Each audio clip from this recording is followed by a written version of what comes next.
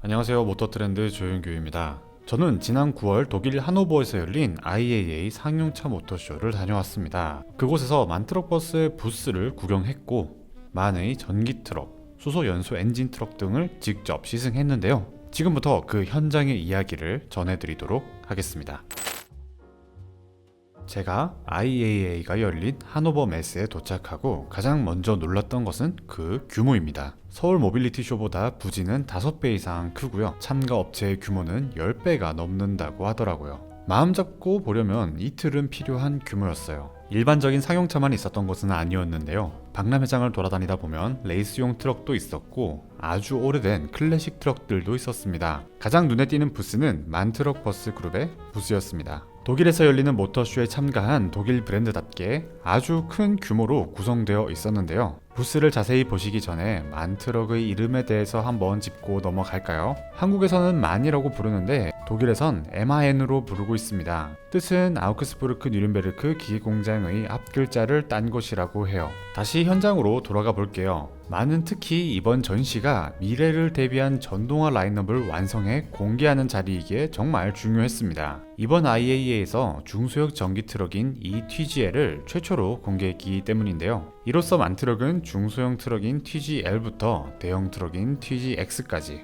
모든 세그먼트의 전동화 라인업을 완성했습니다. 그리고 전시하고 있는 전기 트럭들을 하늘색으로 칠해 두었는데요. 만 특유의 무겁고 진중한 분위기의 디자인과 의외로 잘 어울리지 않나 하는 그런 생각을 했습니다. 전동화를 거쳤다고 해서 캡의 생김새가 달라지거나 하지는 않았습니다. 대신 셰시를 보면 차이가 조금 보이는데요. 연료통 대신에 커다란 배터리팩이 자리 잡고 있고 모델과 주문 사양에 따라 이 배터리팩을 최대 7개나 실을 수 있다고 해요. 그러면은 늘어난 용량만큼 주행 거리도 충분히 늘어나는 것이겠죠. 그리고 충전 편의를 위해서 충전구는 차체의 전방과 후방 모두 자리 잡고 있는 것도 신기한 점이죠. 아무래도 덩치가 큰 만큼 충전기를 꽂을 환경이 다양할 수 있다는 걸 고려한 그런 설계겠죠. 모든 라인업의 인테리어를 살펴봐도 마찬가지인데요. 계기판의 그래픽에서 연료 대신 배터리 잔량이 표시되는 걸 보아야 이 트럭이 전기 트럭이었지 하고 알아차릴 수 있다 볼 수 있겠습니다. IAA 현장에서 이 전기 트럭도 잠시 시승해 볼 수 있었습니다. 하노버 메세가 얼마나 큰지 트럭 시승 코스가 확보될 정도였어요.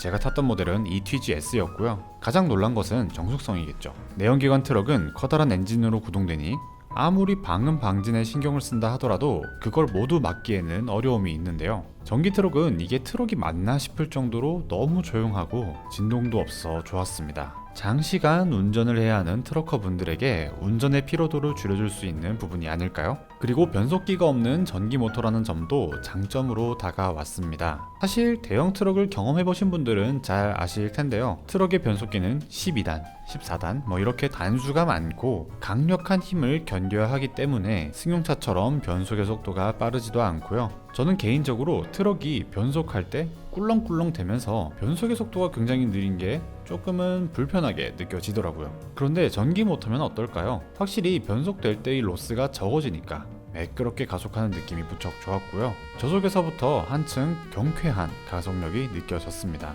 그런데 요즘 전기차를 타시는 분들이 전기차의 특성, 그러니까 무겁고 토크가 강한 특성 때문에 타이어 소모가 빠르다는 이야기를 하시더라고요. 그런데 만트럭은 토크를 일정하게 제어하는 로직도 탑재해 두었다고 합니다. 그러니까 강하게 가속을 하더라도 토크가 점진적으로 제어되면서 과도하게 출력을 낭비하는 일이 없어지는 것이겠죠. 그리고 타이어를 아껴서 운용하는 데 들어가는 비용 절감에도 분명 도움이 되겠죠. 회생제동은 내연기관 트럭에 있는 리타더 브레이크와 느낌이 거의 유사했고요.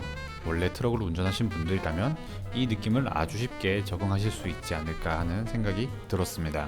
그리고 관람객들이 가장 많은 관심을 보인 트럭이 있었습니다. 바로 수소 연소 엔진을 장착한 HTGX인데요. 저는 이튿날 만트럭 버스 그룹의 뮌헨 본사 내부 테스트 트랙에서 직접 주행을 해볼 수 있었습니다. 겉모습에서 볼 수 있는 큰 차이는 아마 수소 탱크가 아닐까 싶어요. 캡 뒤편에 있는 커다란 수소 탱크 4개를 매달고 다니는데요. IAA에서 전시되어 있던 HTGX에는 탱크 외부에 패널을 덧대서 가렸는데요. 테스트 트랙에서 만난 HTGX는 이 수소 탱크가 그대로 노출되어 있는 걸 볼 수 있었습니다.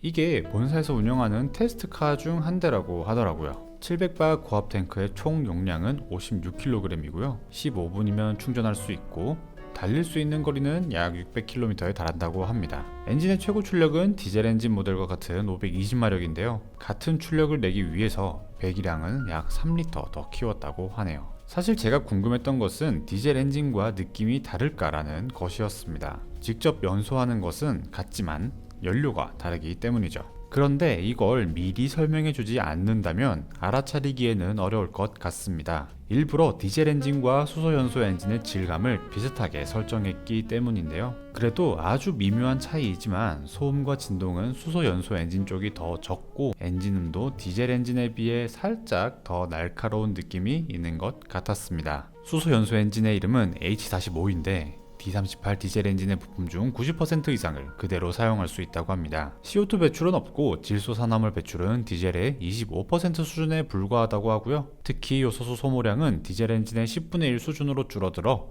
운용하는 데 필요한 비용도 절감될 수 있다고 하네요. 특히 디젤 엔진의 구조를 바탕으로 만들어졌기 때문에 유지보수 측면에서도 비교적 유리한 점이 있고 특수한 축 구성이 필요하거나 프레임에 배터리를 장착하기 어려운 특장 모델에서도 진가를 발휘할 것 같습니다. HTGX는 2025년 시장에 판매할 예정이고요. 만트럭은 2030년까지 전체 판매량의 45%가 무공해차가 될 것으로 예상하고 있는데요. 그 45%에서 40%는 전기차, 5%는 수소차라고 판단하고 있다고 합니다. 우리나라에서 이 수소 연소 엔진 HTGX를 만나기에는 현실적으로 어려운 부분이 많지 않을까, 저는 그렇게 예상이 되네요. 이제 모터쇼 현장으로 다시 한 번만 돌아가 볼게요. 트럭을 구경하는 것도 좋지만 저는 이런 전시장에 대해서도 관심이 가더라고요. 친환경을 화두에 놓은 만큼 만트럭이 구성한 부스는 90% 이상의 구조물을 재활용한다고 해요. 행사가 끝나면 모두 해체해서 창고에 보관했다가 다른 행사에 다시 꺼내서 조립하는 거죠.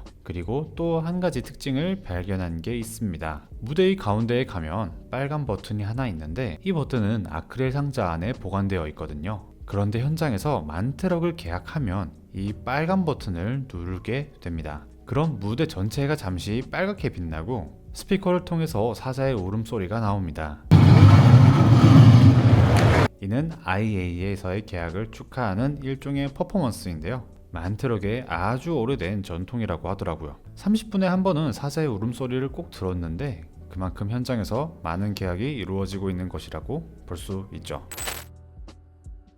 지금까지 독일 하노버에서 열린 IAA 모터쇼 현장을 함께 살펴봤습니다. 만트럭 중심으로 살펴봤고요. 확실히 상용차 업계에서도 친환경을 향한 전력 투구가 눈에 보이지 않았나 싶습니다. 상용차는 확실히 승용차만큼 빠르게 뭔가 화려하게 바뀌는 그런 시장은 아닌 것 같아요. 상용차의 변화는 비교적 느리게 진행되고 있는 편이지만 한 번 반번 아주 신중하게 바꾸는, 변화가 있을 때마다 아주 신중하게 다가가고 확실하게 이뤄내는 그런 모습들이 있지 않았나 싶습니다. 지금까지 저는 모터트렌드 조윤규였고요. 시청해주셔서 감사합니다.